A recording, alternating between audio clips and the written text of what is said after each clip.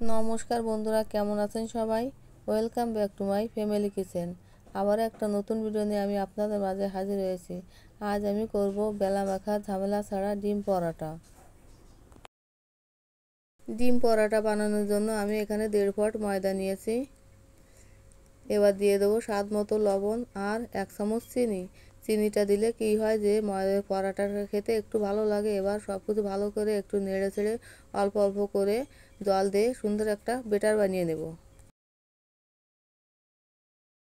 এভাবে অল্প অল্প জল দিয়ে ময়দার একটা সুন্দর ব্যাটার বানিয়ে নিতে হবে। এভাবে একটা চামচ দিয়ে ময়দাটা ভালো করে গুলে আমি ময়দার একটা ব্যাটার বানিয়ে নেব।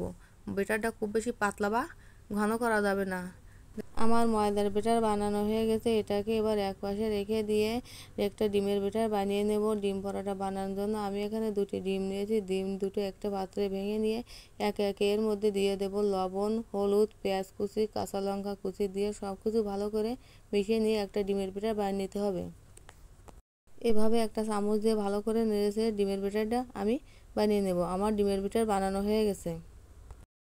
এবার কড়াইতে সামান্য তেল দিয়ে তেলটা একটু গরম হয়ে গেলে তাতে দিয়ে দিতে হবে 1 চামচ ময়দার ব্যাটার। ব্যাটারটা এভাবে দিয়ে চারিদিকে সমান করে দিতে হবে। এবার পরোটার এক পাশ হয়ে গেলে অপর পাশটা উল্টে দিতে হবে। এভাবে উল্টে পাল্টে পরোটা একটু ভালো ভাজা হয়ে গেলে পরোটার উপর দিয়ে দিতে হবে ডিমের যে ব্যাটারটা বানিয়ে রেখেছিলাম। 1 চামচ ডিমের ব্যাটার দিয়ে পরোটার চারিদিকে সমান করে দিতে হবে। ডিম দেওয়ার পর একটু ভাজা ভাজা হয়ে এলে পরোটাটা উল্টে দিতে হবে। এভাবে উল্টে পাল্টে ডিম পরোটা ভেজে নিতে হবে। আমার একটা পরোটা হয়ে গেছে, এবার নামিয়ে নেব। ঠিক একইভাবে আমি সবকটি পরোটা এভাবে ভেজে নেব। বন্ধুরা, আমি তো সবসময় মাটির চুলায় রান্না করি, তাই একটু পুড়ে যায়। তবে মাটির চুলার রান্নার করা খাবার খেতে কিন্তু খুবই স্বাদ লাগে।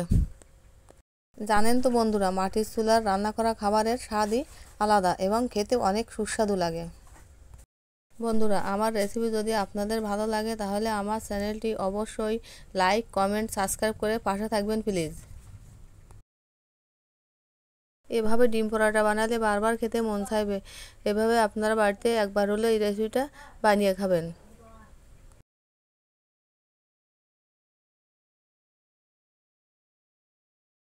দেখুন বন্ধুরা, আমার সব কয়টি পরোটা ভাজা হয়ে গেছে। দেখতে কত সুন্দর হয়েছে, খেতেও কিন্তু অনেক সুস্বাদু। একবার হলেও বাড়িতে বানিয়ে খাবেন। এভাবে ডিম পরোটা বানালে বাচ্চারা বারবার খেতে চাইবে। সকলকে ধন্যবাদ।